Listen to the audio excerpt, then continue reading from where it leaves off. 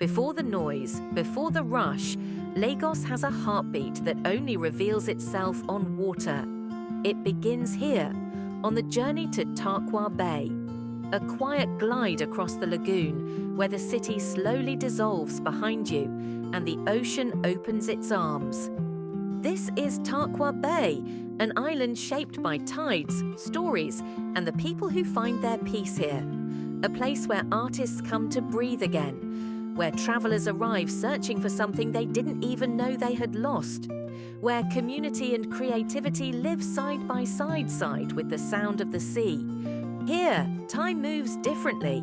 Here, the world feels softer. And every visit carries a memory, a lesson, a little piece of magic. And so we ask the people who return again and again, what brings you here? What keeps you connected to this island?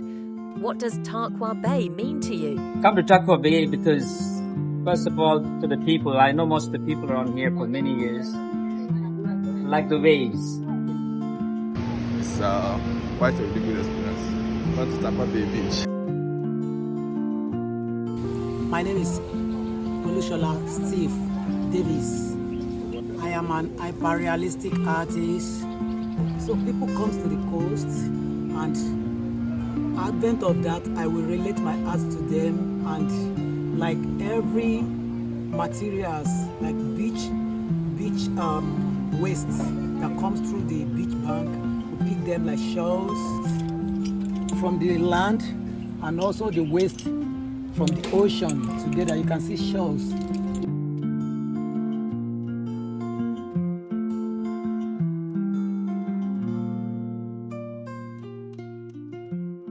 Some places don't ask us to perform.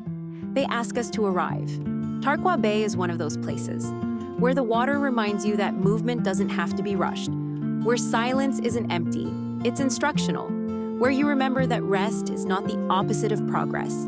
We come here not to escape life, but to return to it, softer, clearer, more honest. And when we leave, nothing dramatic has changed, except us.